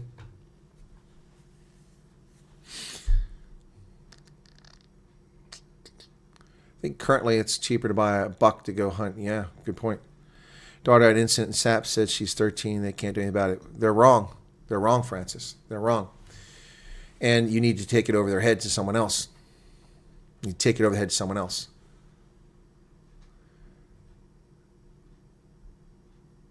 That's bullshit. And it doesn't matter. It doesn't matter. It's not a question of statutory rape. It's a question of sexual assault or rape. Doesn't matter whether the person's 9, 19, or 97. If it wasn't consensual, it wasn't consensual. So the story they're telling you that your child was 12, they can't do anything is bullshit. They're liars or incompetent fools. See, the problem is the cops in South Africa, most of them, Joy, are you here? You were a cop. Most of the SAPs don't even know the law. I'm in America, in Pennsylvania, and I knew the law. I looked it up to confirm it, and Carlos confirmed that I was correct, an attorney. But I looked it up. But I knew the answer, didn't I? I knew the age. But the cops don't know the age. And whether I knew the age or not, I was cognizant enough to question that from the get-go and look it up. And look how quickly the answer was found. They're just lazy. Foot and mouth disease is now in 5 provinces. Yes, no, the Agriculture Minister, John Cena, is doing a great job stopping foot and mouth disease. Really doing a fantastic job there. Lovely work by the Ministry of Agriculture. They're doing a great job. Yes. Yeah, wonderful. Not. Weekend curb alerts just need a bucky. Okay. For some reason I thought guys are incentivized to reduce crime by not wanting to accept cases. Exactly. So much crime isn't even reported. I mean, first off, in a normal society, over 90% of rapes are never reported because of the shame and the trauma. People don't report them. So imagine how bad that is in South Africa. Okay, I don't know this Jack Sen guy is anyway. Full DNA Neanderthal is still with you all. Hey, Peter. Yeah, they've been codified. It's even easier now. Look it up exactly. Yes, that's a reason. That's another reason why it's not reported. Yep. We get a break-in and trespass multiple times a day in my neighborhood, and I've never seen a police car. Yep. Vets would sort that out, not the government.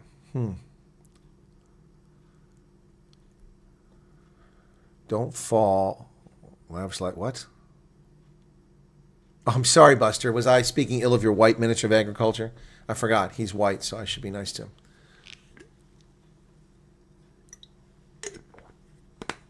You bought new clothes for your kid today at Pep. Pep is a cheap place for my son in grade 1. 3,000 rand, and that's without school clothing. Good Lord. You got to buy that stuff, yeah.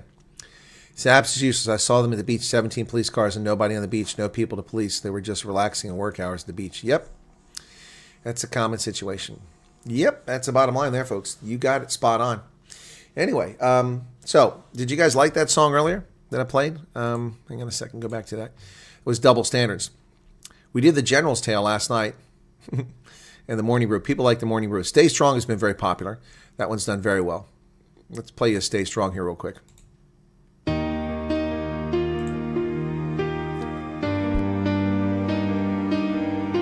Jax, I'm glad you're here. Yeah, please, guys, there you go. Pink Ladies, Jax. That you need to take your daughter there, Francis, to that. Road is cracked, but I still walk. Let me pause this Stay Strong song very quickly here. This is an important issue rather than just the music. I'll get back to music. Sorry. Stay Strong is beautiful. Jax, I'm glad you're here. Pink Ladies, contacts the national WhatsApp number and will assist with the reporting process regarding difficulty getting a case open. Thank you for that. Francis, unless this happened 20 years ago, I would recommend that you contact Jax and the Pink Ladies. This is not acceptable. Women and girls should not be violated. Boys and men should not be violated. And they should not be taken advantage of by certainly by people who are adults when they're minors. Regardless of whether it's a case of statutory assault or it's a case of assault, it's a case of assault. And the person has a right to file a complaint. So please, Jax is here. Jax, the Pink Ladies. Does anybody have the contact number or the website where they can go to make sure that this gets help, okay? Camel meat is gross. Hey, Dylan, what's going on? All right, back to Stay Strong. With every stumble, I still talk. The sky's not falling, just a little gray. Life's a storm, but I'll find my way. Through the dark, the light will shine. The clock keeps ticking, and so will I. Stay strong, keep the faith alive. We rise, we fall, we thrive. Ups and downs, they shape the climb. This life is precious, one of a kind.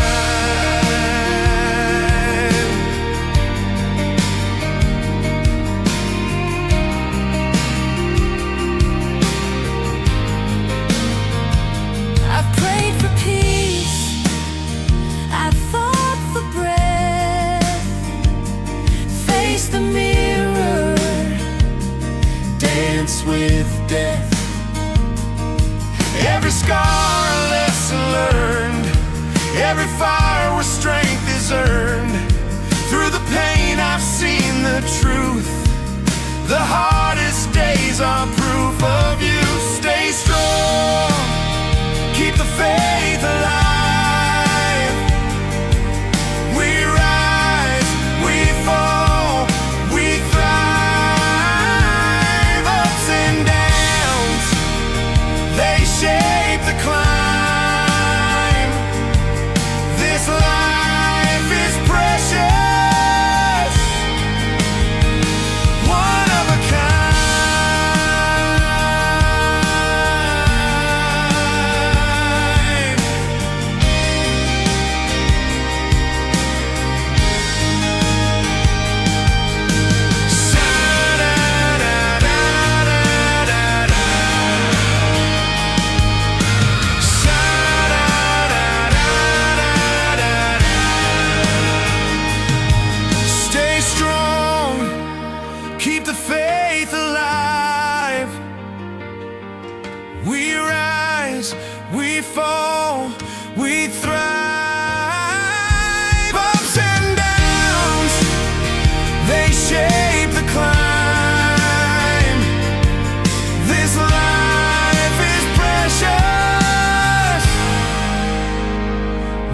Of a kind.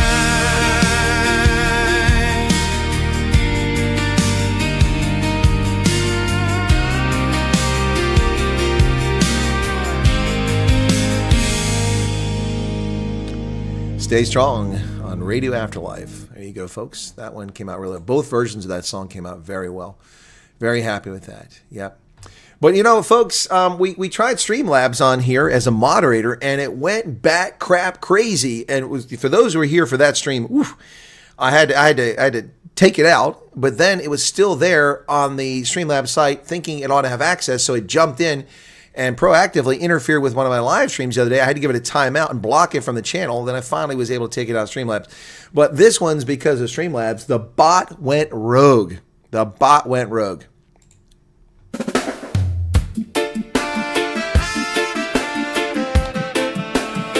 Things don't always work out. Technology not always on your side. Kingston. I built a bot to keep the peace, but it turned into the language police. Said my words were too loud, too long, too wrong, like I was breaking some robot law. It beeped and it booped, said your emojis don't compute. I hit delete, but it rebooted. The bot went wrong, out of control. It censored my soul. Oh no, oh no. The bot went wrong, no stopping the scroll. Had to pull the plug to save my flow.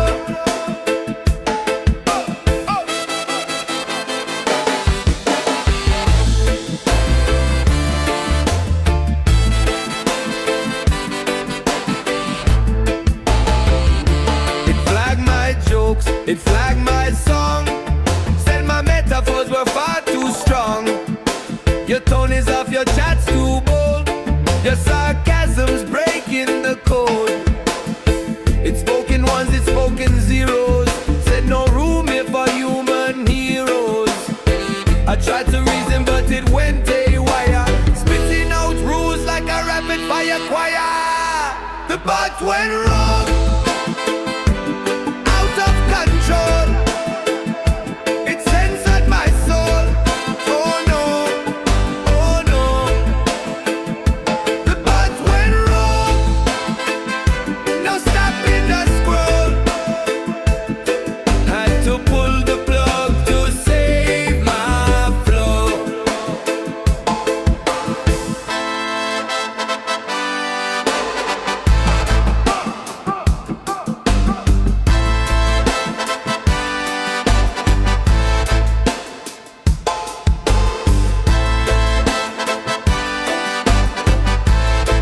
The bot went rogue on Radio Afterlife.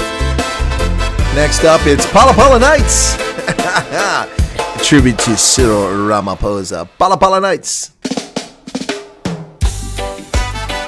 Oh yeah, money stuffed in my sofa. Cyril at his game ranch on Radio Afterlife. Money stuffed in my sofa, a treasure untold. Cyril's got a game ranch, stories unfold. Pala Pala, ritzy joint, glimmer and gold. Stay overnight, don't you stray. Couch cushions hide a rainy day. Pala Pala, where the secrets play. Under the cushions, the cash will stay.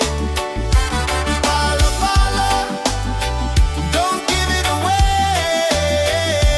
Rainy day, rainy day. Hey.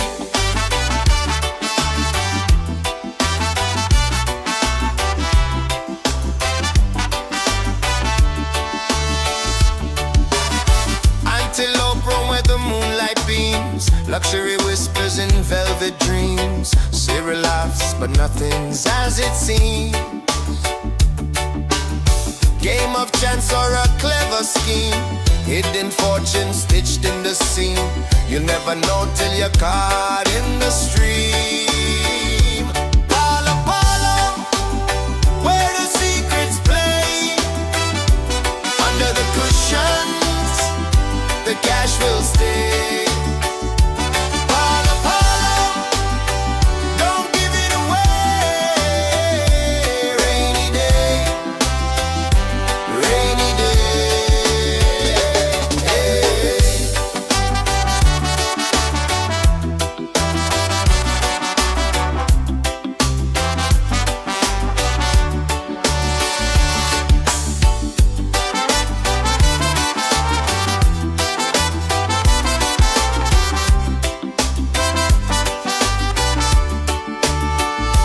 Pala Pala, where the secrets play.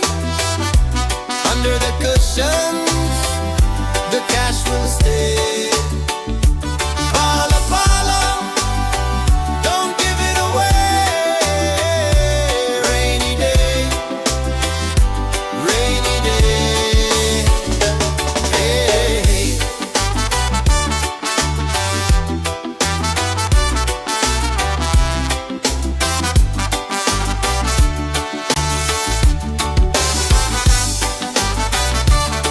Pala Pala Nights on Radio Afterlife. Next up, it's Alabama Heat in honor of our Saffers who've come over to the U.S. Pala Pala Nights and now Alabama Heat.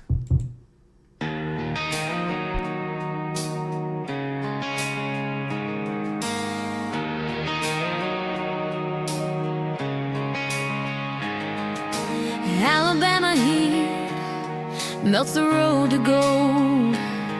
New faces arrive with stories untold. The air is thick, but the dreams are wide. South African hearts crossing the tide. Safe in liberty's embrace, where the stars and stripes find space. Sweat rolls down, but the hope runs deep. Alabama heat, Alabama heat.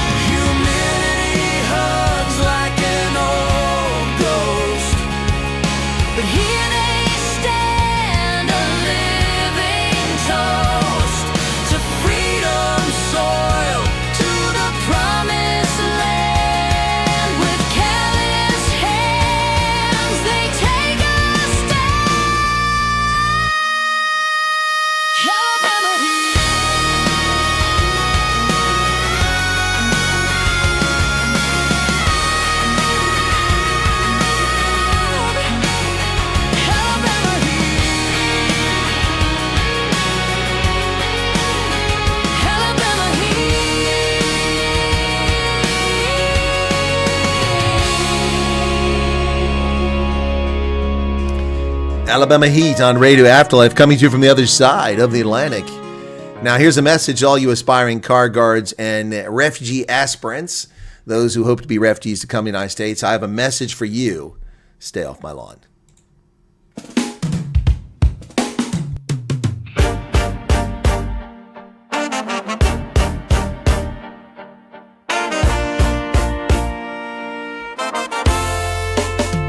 Stay off my lawn, it's not a campsite. No FEMA tents, no late night fights. No refugees, no wild parades. This castle's mine, no renegades. Hit the road, Jack, don't spin me tail. Your liberty's lost like rusty nails. Stay off my lawn, keep it moving, keep it gone. No flags, no biltong. No fires, no song. Sorry, not sorry, stay off my lawn. Keep it moving, keep it gone. No flags, no biltong. No fires, no song. Sorry, not sorry, stay off my lawn. Lie, lawn, lawn, lawn. Sorry, not sorry, stay off my lawn, lawn, lawn. Drying laundry on my hedge fence. Drawing crowds with your nonsense. This ain't a stage, it's my domain. Take your drama down the lane. Pitch your tent where the shadows fall.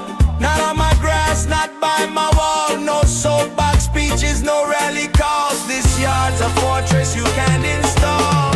Stay off my lawn. Keep it moving, keep it gone. No flags, no biltong. No fires, no song. Sorry, not sorry, stay off my lawn. Keep it moving, keep it gone. No flags, no biltong. No fires, no song. Sorry, not sorry, stay off my lawn. My lawn, my lawn.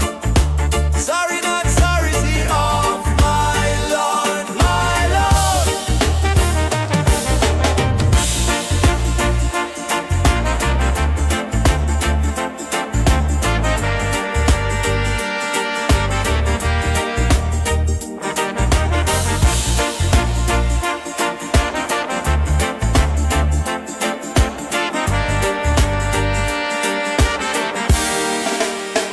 Stay off my lawn.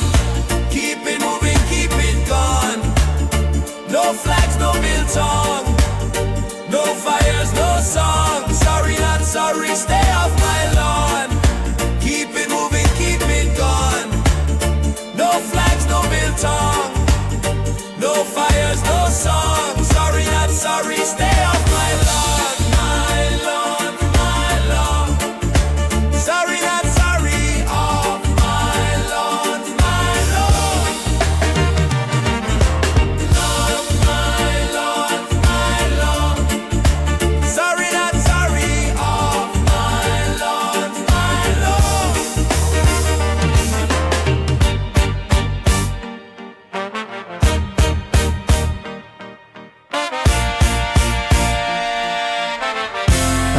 Stay off my lawn, Radio Afterlife, folks. And now I have to confess, I'm smitten, and this is one of my favorite tunes at the moment. Thanks for listening to Radio Afterlife after the news here on the Indaba Africa channel. Chris Wyatt reports this Thursday, August 14th, 2025. And I just have to tell you right now, I'm smitten, and I'm absolutely smitten. And I think some of you know why.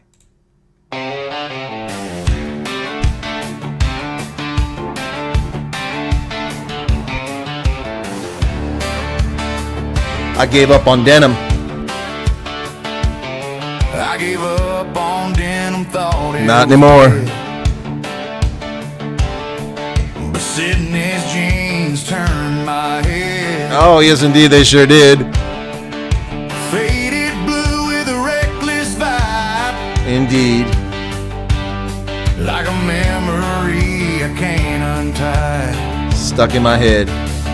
Sydney's jeans so hot, so cool, making old rooms feel brand new. I want a pair, I need them now.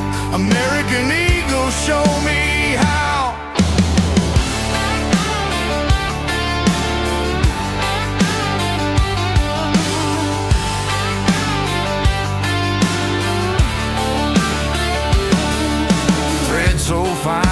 tell a tale. Every rip's a story, every stitch a sail. She walks the streets, she owns the scene. I'm chasing dreams in Sydney's jeans. They bring the past into the now. I'm sold, I'm hooked, I don't know how. Sydney's jeans, so hot, so cool, making old rules feel brand new. I want a pair, I need them now. American Eagle, show me how.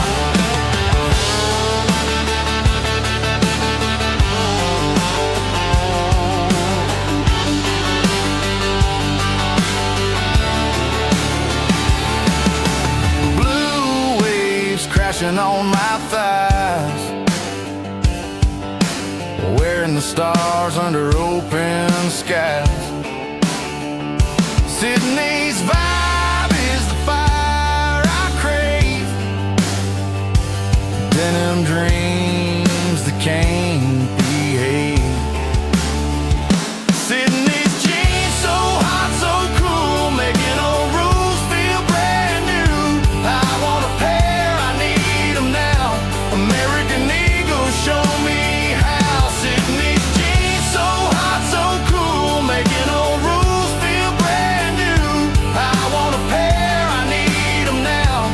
American Eagle, show me how.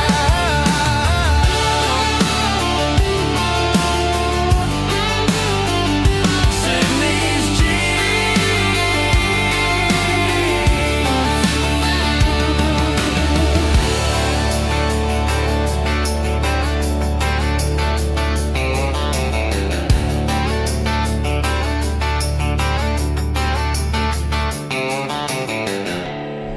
Sydney's jeans, inspired by Sydney Sweeney, and all the brouhaha about that.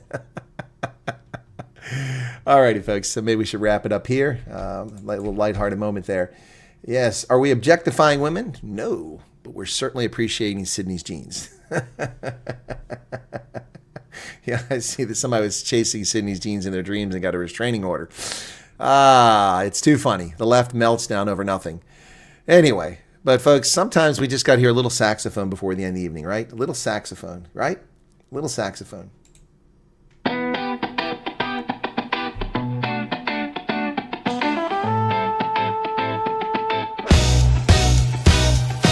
Crack the shell of a Baltimore dream.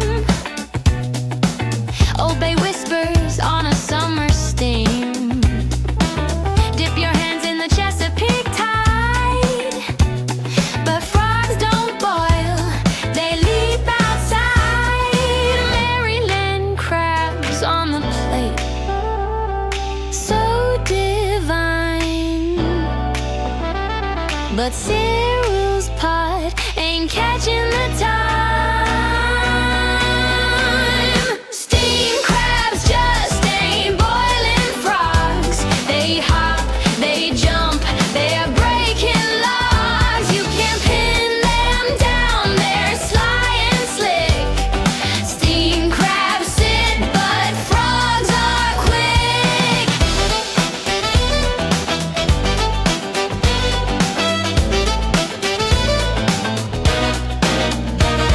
South African shores with a fiery grin. Cyril's stirring, but he won't win. Frogs in the kettle, they leap so high. Crabs stay low, but frogs kiss the sky. Saxophones scream as the bubbles rise, but frogs escape, no compromise. Steam crabs just ain't boiling frogs. They hop, they jump, they're breaking logs. You can't pin them down, they're sly and slick. Steam crabs sit, but frogs are quick.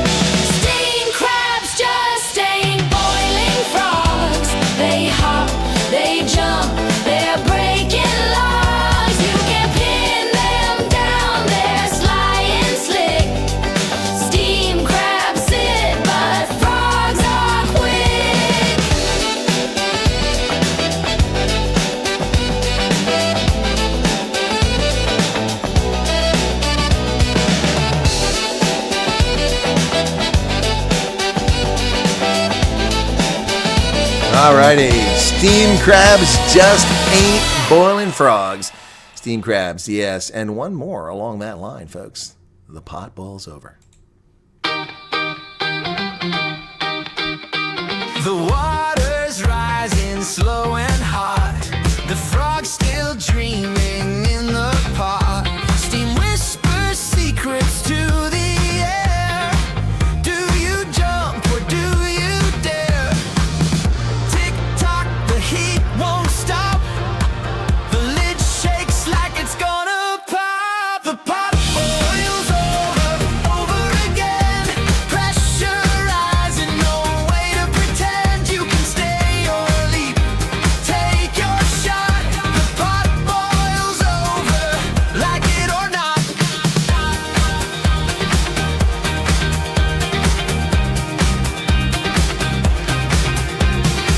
Cyril's cards fell just as planned. He dealt the aces, played his hand, but the crowd's awake, their voice is loud. A restless wave, a roaring crowd. Tick tock, the time runs thin.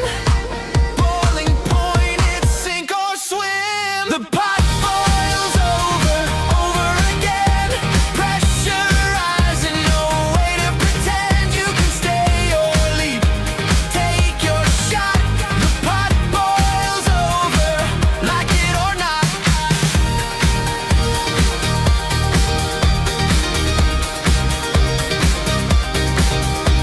Pot boils over. Pot boils over, like it or not.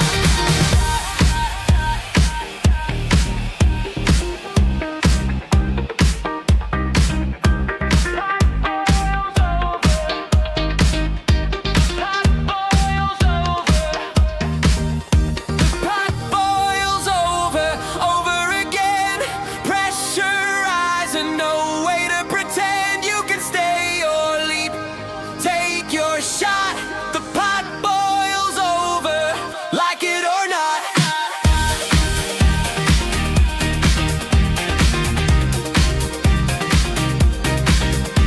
Pot boils over.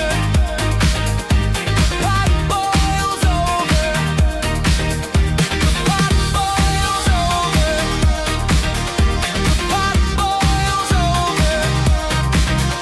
Pot boils over. Oh yeah, the pot boils over. Thank you, Cyril, for the analogy. Like it or not.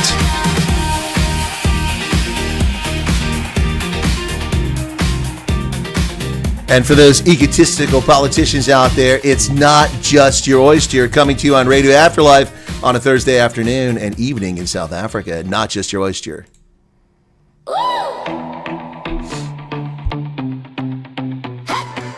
You walking like the world owes you a crown. Heads turn but the smiles they're upside down. Glitter fades fast when the shine ain't real.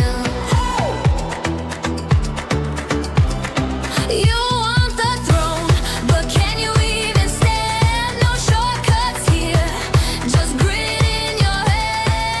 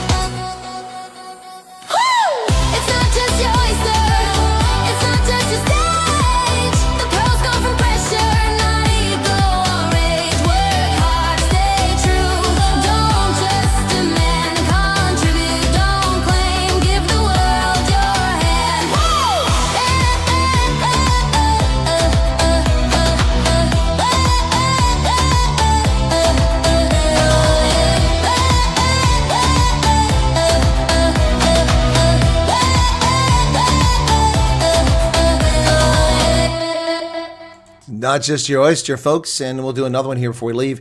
Yeah, I hope you've enjoyed this evening's broadcast. Oh, no, Bob. I said not to come in here, Bob. Bob, folks, it's the return of the bugger off bunny.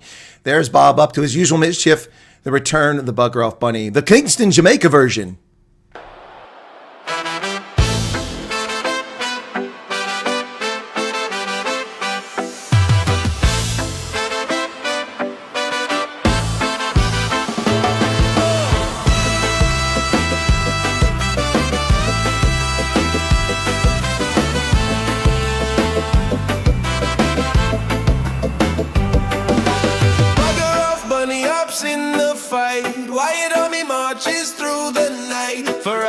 Justice we stand tall, faith in our hearts, freedom for all.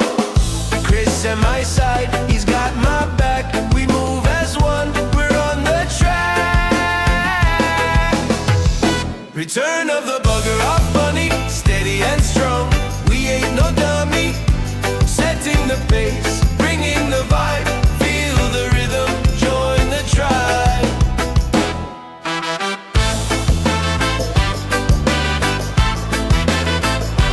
Return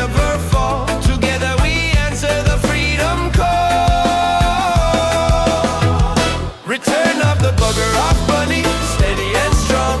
We ain't no dummy, setting the pace, bringing the vibe. Feel the rhythm, join the tribe. Return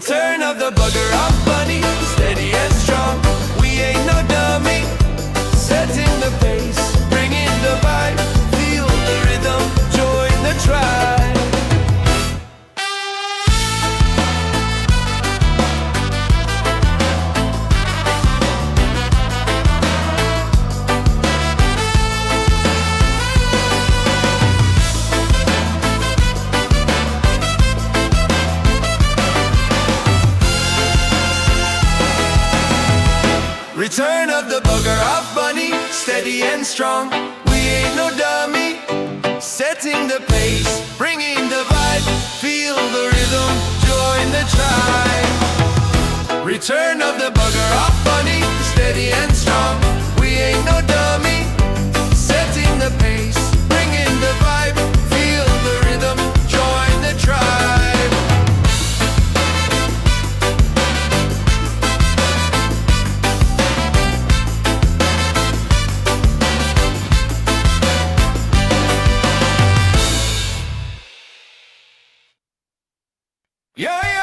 Return the bugger off bunny, folks. All right, that's going to wrap it up for today. Be sure to hit the like button. And thank you, Lorette, for your 6 months membership. You're very welcome. Thank you for your membership. Super chat there. Yep. All right. There you go, folks. Folks, hit the like. We'll be back tomorrow. We've got Curry Cup tomorrow. We've got Trump tomorrow with Putin in his press conference. And later tonight, Night Owls. And then Saturday, we got the Springboks as well as one of the Curry Cup games and maybe one game Sunday morning. Lots coming up on both channels. All right. Thanks for being here. Appreciate it. Be sure to hit the like button and have a lovely evening. All right. Really appreciate everybody jumping in here. All right. So cheers. Take care of yourselves. And I'll see you later on.